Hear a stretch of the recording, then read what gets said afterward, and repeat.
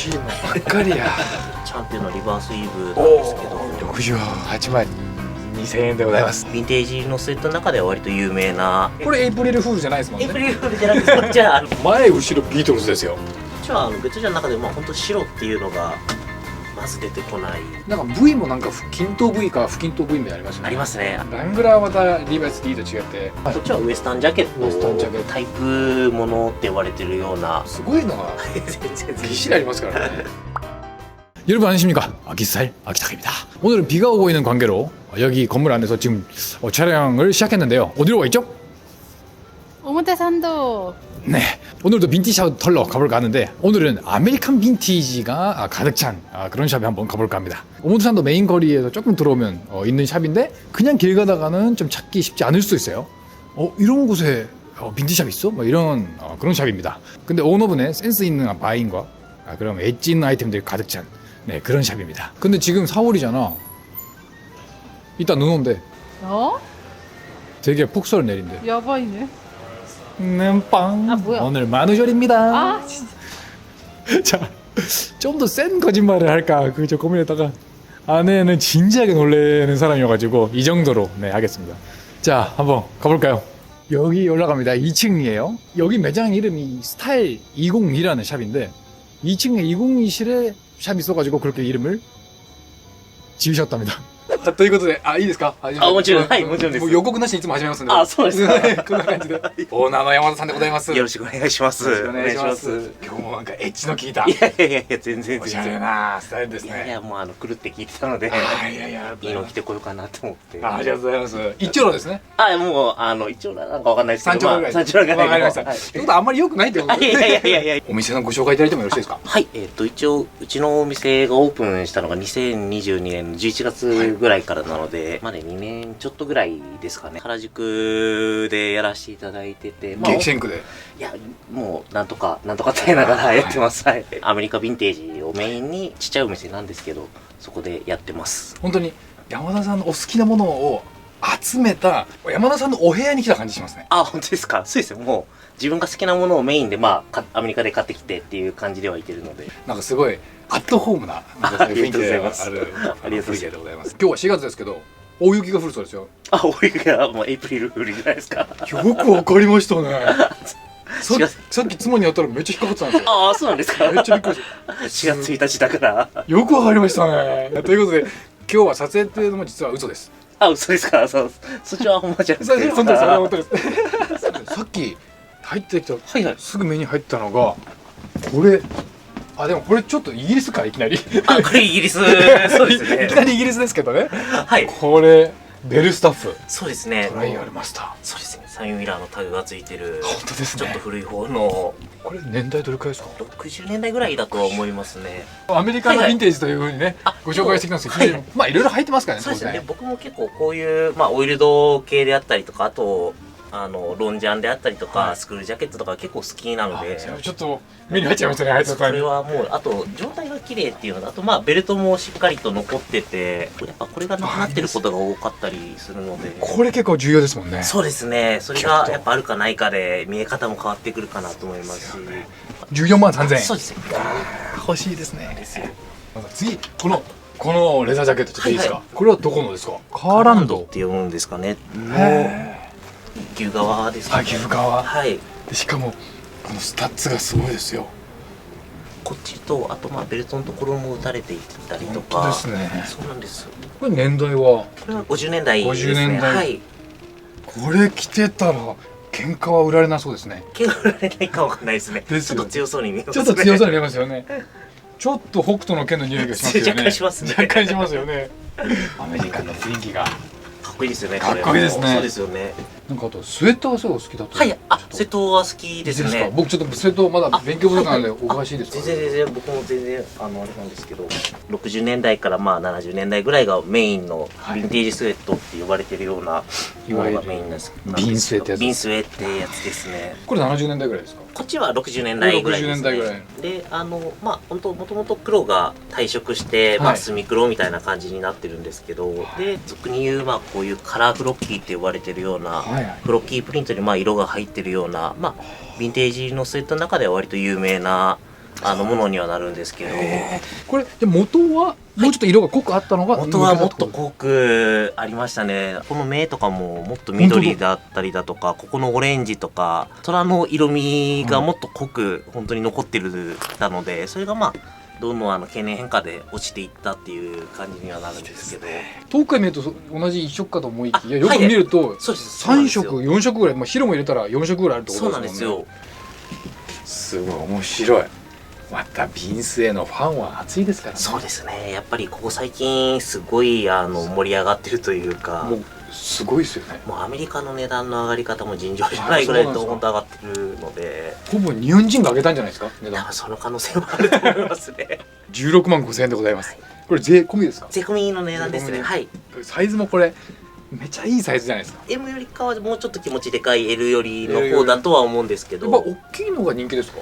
圧倒的に大きいやつの方が探されてる方多いので、 S とかはやっぱもう着れなかったりとか、これ要するにもう縮んじゃってるってことですよね。縮んじゃってたりだとか、もうそもそもサイズ感がそんなにでかくないので、タイガーズ、これ虎年の人とかいいかもしれないですね。あ、そうですよね。ぴったりだと思います。はい。なんか個人的にまあいいなと思うのは、まあ本当こういうパンサーみたいなのが入ってて、タグはないんですけど、これもまあ60年代ぐらいだと思うんですけど、こう1、2、3段って呼ばれてるプリントのまあすごいバランスのいいプリントで、あとは色味が割と珍しいかなと思いますし、このなんていうんですか、文字の段が多ければ多いほどちょっと高くなるって多いほ本当ですか？どやっぱり人気は珍しくはなってきますね。ただ2段だからダメってわけでもないので、まあ面がかっこよければやっぱそれはかっこいいと思いますし、逆にシンプルに一段ぐらいがかっこよくもありません？あ、そのパターンもありますね。はい。ほんとシンプルにね、ここ真ん中にドーンとアーチで入ってたりするようなものもあるので、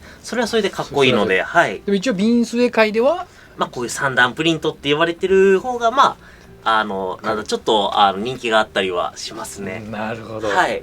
スウェットの世界もハマったらやばいですよね。瀬戸の世界ハマったら本当に奥が深いというか、やっぱりもっと古いやつもいっぱいあったり、ディテールもどんどん変わってきたり、それこそこういうプリントが、いろんなプリントがあったり、フロッキーあったり、ラバープリントあったり、あと染み込みプリントあったり、本当いろんな種類があるので。これはフロッキーですか？こっちはフロッキーです。フロッキーでこっちラバーが、はい。いやー楽しいですね。勉強になります。あ、いえいえ、全然です。ラバーは本当こういうまあペンキみたいな感じのラバープリントっていう、こうちょっとこうクラックでこう剥げてくる感じのそうですね。ラバープリント。染み込みありますか？染み込み、これが染み込みプリントあ、ですかね。チャンピオンのリバースイーブなんですけど、リバースウェーブ。染み込みっていうのは要するにもう本当にその名の通り。そうです。まあ本当もともと入ってるというか、なんて言ったらいいんだろう、こういうラバーとかの後からのプリントではないパターンですかね。これはチャンピオン。これ何年代ぐらいですか？こっちは80年代のこのトリコタグって呼ばれるタイプなんですけど、トリコタグ。このタグでまた年代が全部違いますもんね。そうですね。90年代になったらやっぱ刺繍タグって呼ばれたり、70年代になったら単色タグって呼ばれたりとか。これ僕今日単色タグの復刻版ですね。あ、そうなんですか。はい、2000年代だと思うんですけあ、ど。そうなんですね。はいはいはい。まずはヘラクレスですか？あ、こっち真ん中はヘラクレスなんですけど、ヘラクレスのシャンペンです。これは40年代から50年代ぐらいとは呼ばれてはいてるんですけど、状態いいですね。まだマシいい方だと思いますね。これでヴィンテージ界隈はまたヘラクレス好きな方、まあ集めてる方もいらっしゃいますしあ、ね。多いですね。やっぱフ多いですねァンは多いと思います。いや68,200円。いや、この当時こんな高い長いんだ。やっぱりもともと当時インしてというか、それでまあ着丈も結構古いやつは長いかなと思います。長いですよね。はい。まじまじ見ちゃうこれ。当時のシャンブレーのヴィンテージ T シャツもはいはい。最近ちょっとああ、すごい値段が上がっこれてますね。大丈夫なのかってぐらい上がってません？そうですね。本当にすごいですよね。上がってますね。はい。なんかこれヴィンテージ T シャツ好きの中ではいはい。こういうのが人気なところあるんですか？けど、やっぱり世の中的に言えば、バンド T シャツであったり、まあ映画系のムービー T シャツ、アート T シャツとか、まあ本当いろんなジャンルがあったりはするんですけど、まあ本当こういう感じのグラフィックの効いた面白い、まあなんかアメリカらしい感じのとか、ああ、これですね。そうですね。バッドヘアデイ。そうですね。こっちは90年代とかですかね。はい。大体やっぱり T シャツは、90年代とか80年代とか、まあ、はいたまにやっぱセブンティーズのものとかもあったりはするんですけど、でこのやっぱ90年代これシングルステッチでいいんですかね。それシングルステッチですね。はい。90年代までですよね。90年代も、ただ90年代の中でもダブルステッチのものもあったり、シングルステッチのものもあったり、あとはアメリカ製じゃなくてヨーロッパ製のものとかだとやっぱダブルステッチのものもあったりするので、結構もう本当個体差はあったりはするんですけど、まあ基本大体オールドのものの見分け方だと本当シングルステッチかどうかっていうのが一番見分けやすいかなとは。紙のセットを失敗した時これ着ててもいいかもしれない。あ、そうですね。面白いと思います。いいですよね。ちょっとジョーク聞いてる感じ。そうですね。これ33,000円でございます。バンドティーありますか？バンティー。バンティー。まあビートルズがあったりだとか。へえ。おお、もうがっつり、もう全身、もう前後ろビートルズですよ。はあ。割とこのプリントは珍しいというか、あ、そうなんですね。はい。でもこれ結構意外とちょっとおしゃれに着こなせる感がありますね。あ、できそうですね。そうですね。色味も2色で。そうですね。あんまりなんか、総柄で入ってますけど、そんなに派手すぎないと言いますか。こういう例えばブラックのなんかちょっとレザージャケットとか、はいはいはいなんかさらっと合わせても中に刺すのは面白いかなとは。55,000円でございますよ。いや面白い。このヴィンテージ T シャツはじーっとこうやって見ちゃいますよね。本当はいろんな一個ずつやっぱグラフィックが違うので。大津の魔法使いですね。僕大好きですこの映画。あ、本当ですか。昔はいやこんなピュアな子がこの世にいるのかって思うですよね。そうですね。意外と本当いろんなパターンがあるんですけど、はい本当何の文字も入らずシンプルなこのなんて言ったらいいですか、まあ白黒じゃないですけど、もうこのフォトだけのこのシンプルな感じがやっぱかっこいいなと思って。いいですね。これちょっとテンション上がりますね。あ、本当ですか。今日はちょっと虹が見えるかもしれませんよ。あ、本当ですか。オーバーザレインボーということで。で。原さん面白いです。あ、本当ですか。よかったです。改めて言ってしまいましたけど。ヴィンテージ T シャツもたっぷりございますということですね。これはそれはハット、ステッドソンのハットなんですけど、それともあとこれがこっちもステッドソンですステッドソンのハットなんですけど、今被られてるのはこれはまた違うノックスっていノックスう、まあ同じような年代ぐらいのものにはなるんですけどア、メリカのヴィンテージ三大ハットのうちの一つ、ドブス、ステッドソン、ノックスですね。はい。でもそうなんです。当時成功者のまあなんて言うんだろう、証じゃないですけど、キャデラック乗ってノックス被るってあ、いう、はいはいはいはい。っていうのを聞いたことありますね。あ、そうなんですね。僕もヴィンテージハット大好きで、あ、そうなんです。あ、あのなんか前回も被られてたなと思ってて。これをロイヤルデラックスのステッドソンの7と8分の1なのでちょっと小さめ、57センチですね。はいってまま。僕も好きで探してはくるんですけど、はい意外と見つからないのと、やっぱりこれちっちゃいサイズ感が多いなと思うのでで、すね。大体アジア人は8分の3とか2分の1とかがそうですあねりますねが多いですね。 82,500円です。はいこれね、50 50年代ぐらいですよね年代ぐらいだと思いますね。このマークの中のリーフとかで年代が判別できたりいろいろあるんですよね。そうですね。なんはいかこの中がリーフかどうかによってなんか年代が変わったりだとか、あとこの中にビニールがつくかどうかによっても年代が変わるっていうのはありますよね。僕も教えていただきましたね。これいいですね。もしサイズ合う方、これはおすすめでございます。71,500円。これは何ジャケットですか？こちらもまあギャバジンジャケットとか、まあよく日本ギャバジャンとかって呼ばれてるようなジャケットです。50年代のジャケットですね。ロカビリー感出ませんか？そうですね。バリバリそうですよねバリバリそうですねこ。れちょっと着てみていいですか？あ、もちろんです、もちろんです。ちょっとロカビっていいですか？見てください。おお。あ、これこんな短丈感がそうですね。もともと丈感は結構短めではあるので。ちょっとね鏡見させていただきます。あ、もちろんです。あ、かっこいい。これかっこいいっすね。おお。なんか同じパターンがそれこそ、まあ、マイフリーダムっていう、まあ、ヴィンテージの本に載ってたりはするんですけど、そうなんですね。でまあ、これも違う配色もあったりはするんですけど、やっぱり黒がやっぱ一番かっこいいかなとは。いいです。なんか締まりますね。締まりますね。こうなんかスタイルがパッとこうキュッと締まりますね。あ、かっこいいこれ。ちょっとリーゼントとかしたくなりますね。あ、そうですね。もう気持ち的には。気持ち的には。はい。これ柄がおしゃれ。ちょっと値段が張っちゃうんですけど。おお、やばいぞ。これ44万円でございますよ。すぐ脱ぎますね。あ、全然ずっと着ててください。でも状態がコンディションはかなりいい方だと思いますし、これが素材はなんていうんですか？一応ギャバージンですかね、素材は。いやこれすごっ。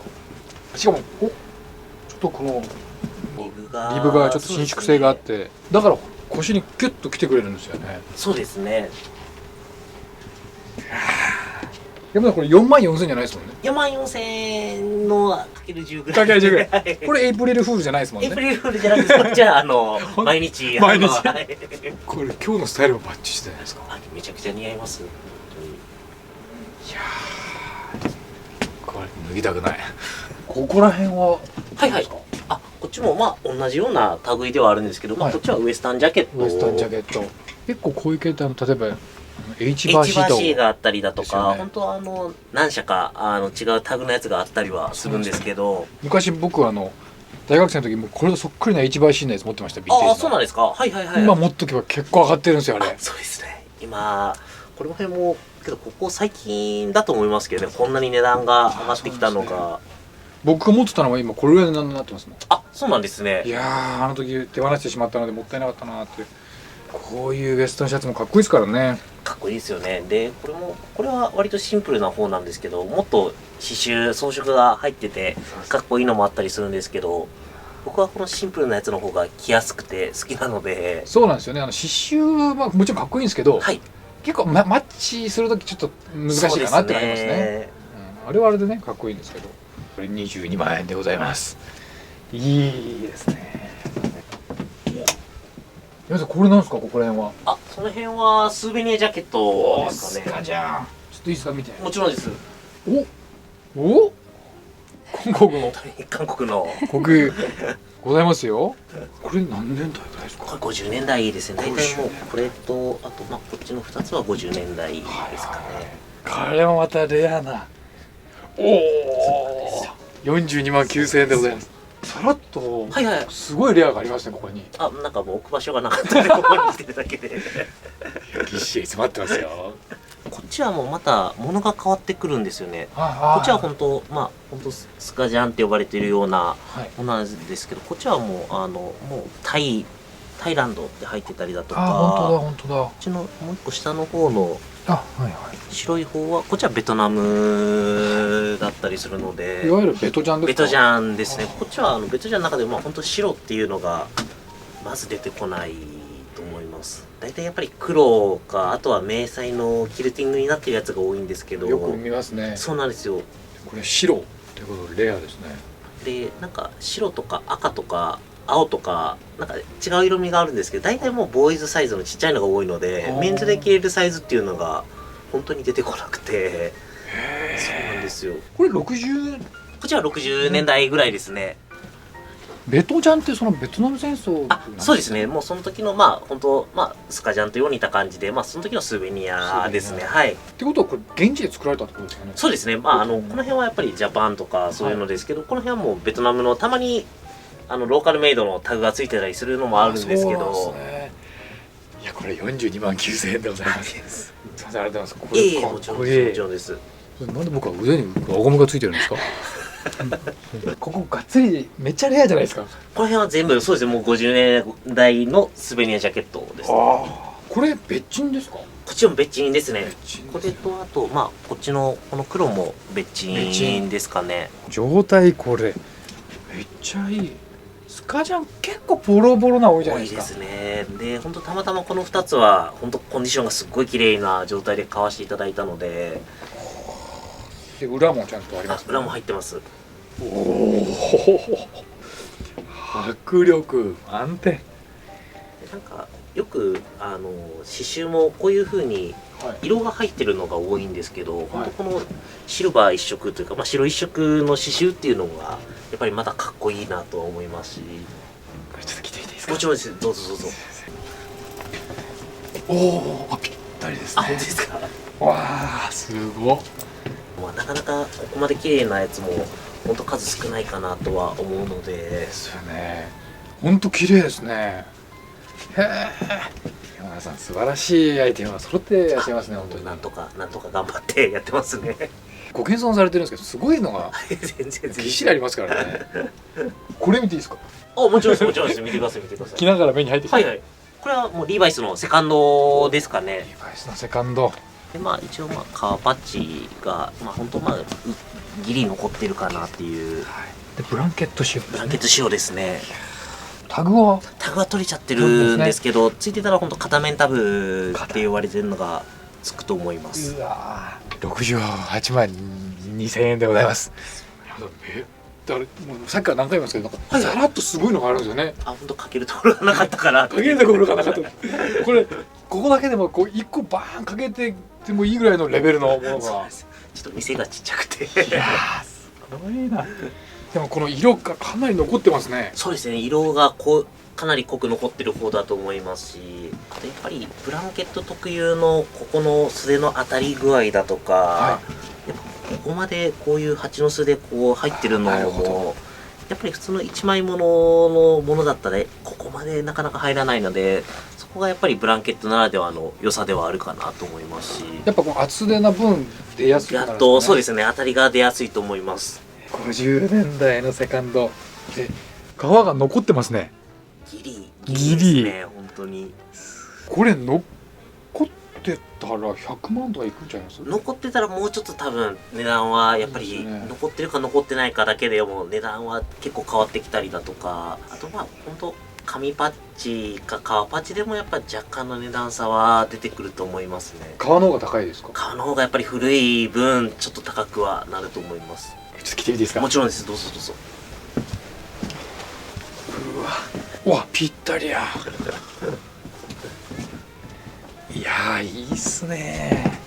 それで思いっきり鏡を隠してぴったり。めちゃくちゃちょうどいいサイズですね。めちゃくちゃちょうどいいですね。これ38ですか？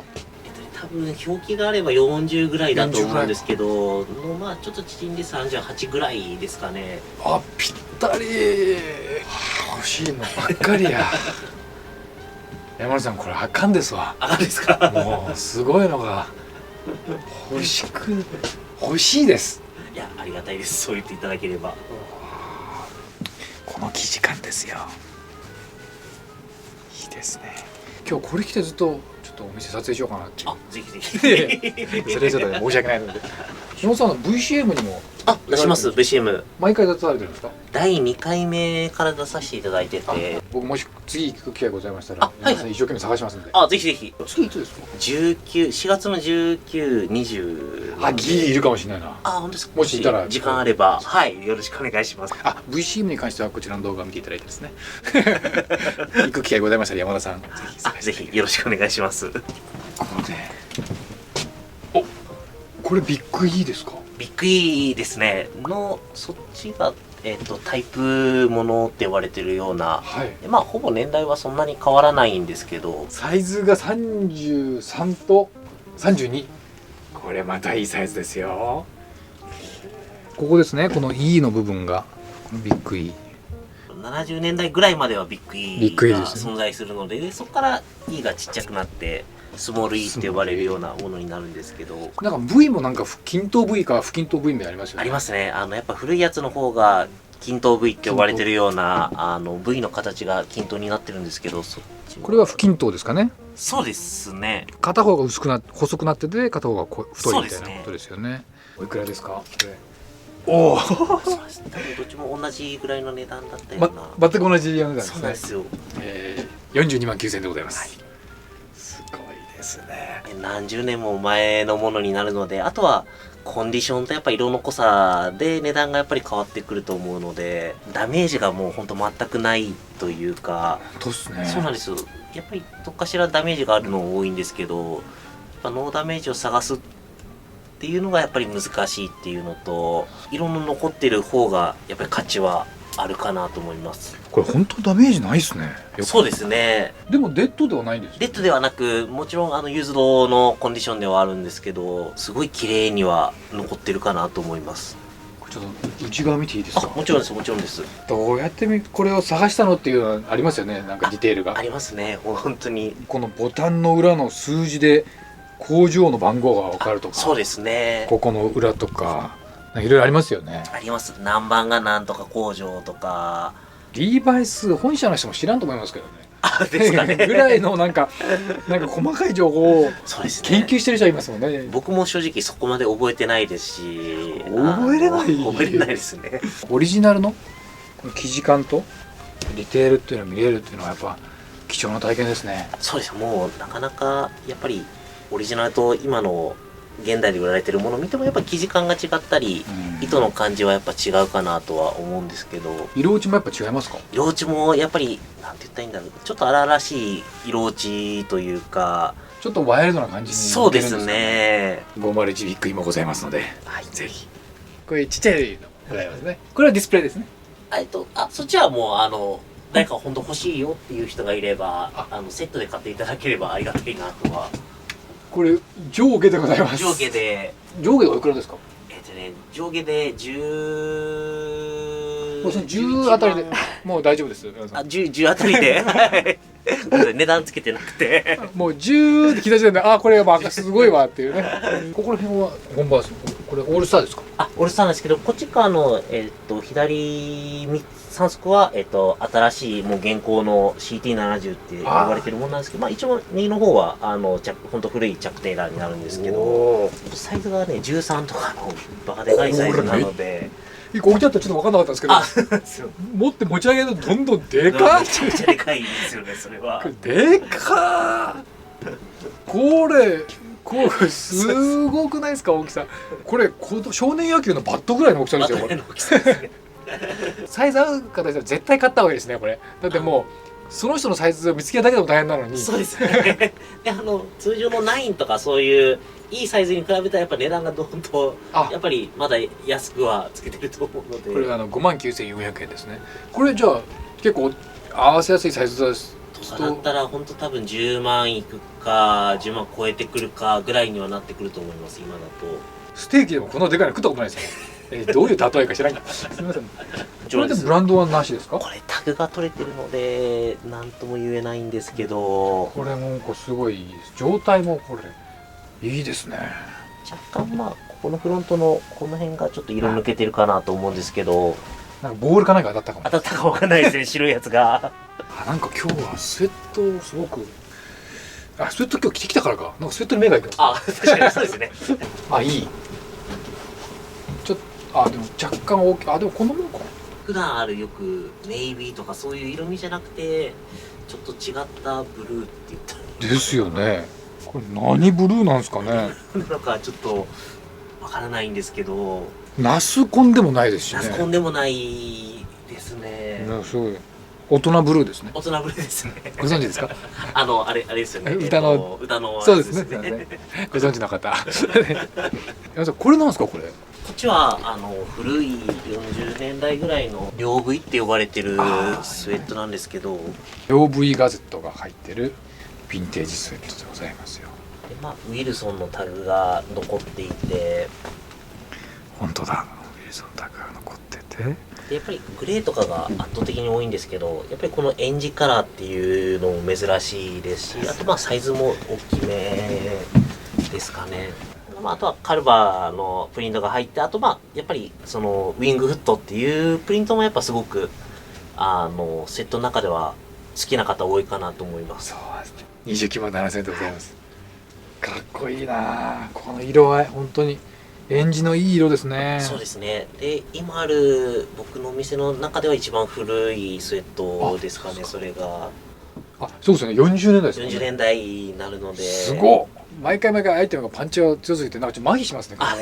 よく考えたら40年代ですもんね。そうですね。本当40年代のスウェットで、大体やっぱり出てきても前 V って呼ばれる V がフロントにしかつかないのが多いので、その中でもやっぱり両 V っていうのがやっぱりもう断然に数は少ないと思います。本当そう。いやーすごい。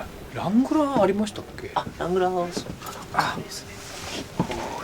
これはラングラーのタイプ的に言うとセカンドタイプですかね。ファーストが一応ポケット2つのタイプで、ここに123の3つポケなんで、それの後期型ですかね。年代はどれくらいですか？これでね縦ベルとかついてるので、縦ベルここのラングラーのこのベルが、これが縦にバーンと、まあ普通の向きですかね、はいを縦ベルっていうんですけど、はいまあこれがちょっと新しくなったら向きが斜めったりとか、斜めベルとかって言われるようなものもあったりはするんですけど、斜めベルの方がちょっともっと新しいってことですね。若干、本当多分そんなに変わらないかもわかんないですけど、若干多分年代は浅い方だと思います。タコベルは何ですか？タコベルは、アメリカのタコス屋。あ、そうですね。あれはタコス屋さんですね。全然関係ない。全然関係ないですね。すいません。いえいえ。こういうのはぶっ込んでいきますね。あ、わかりました。これ60年代ぐらいです。はい。ラングラーはまたリーバイス D と違ってちょっとやっぱファッション性がありますからそうですね。こういうところにアクションプリーツもあったりとかで、このサイレント W でしたっけ？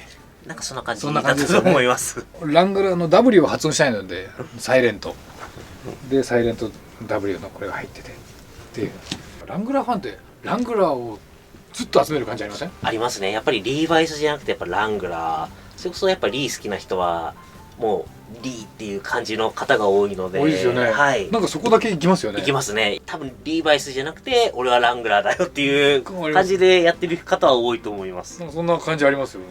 やっぱりラングラーが一番最初にG ジャンとかでもジッパー付け出したりはしてるので、やっぱ他にはリーバイスとかにはないディテールがあるとは思いますね。モデル名もこれ何ですか？これは 11MW11MJ11MJZ ですね。はい。メンズジャケットジャケットジッパーですね。はい。確かにね 11MJ。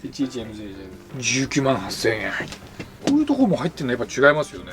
そうですね。そこもプリーツが入ってたり中に方に入ってるので。そうちょっと中見させていただきますね。もちろんです、もちろんです。中がまた面白いんですよ。こういうところ、こういうのだってリーバイスリーはないじゃないですか。ないですね。つかないですね。こういうところがまたこラングラーの面白いところだと思います。ういう感じで、こんな感じですよ。40なのでちょっと合うか分かりませんけども、かっこいい。この感じもいいじゃないですか。ちょっとこのダメージ感っていうかちょっとやれた感じ。やっぱりリーバイスとかと違って丈感もラングラーって結構長いので、はいはいやっぱりバランスがすごく綺麗だと思います。なるほど。けど僕も自分でラングラーは持ってるんですけど、はい。やっぱりなんだろう、なんかまたリーバイスとかと違った良さがあるというか、なんか着ててまた違うかっこよさがあると思うので、僕は好きですね、すごく。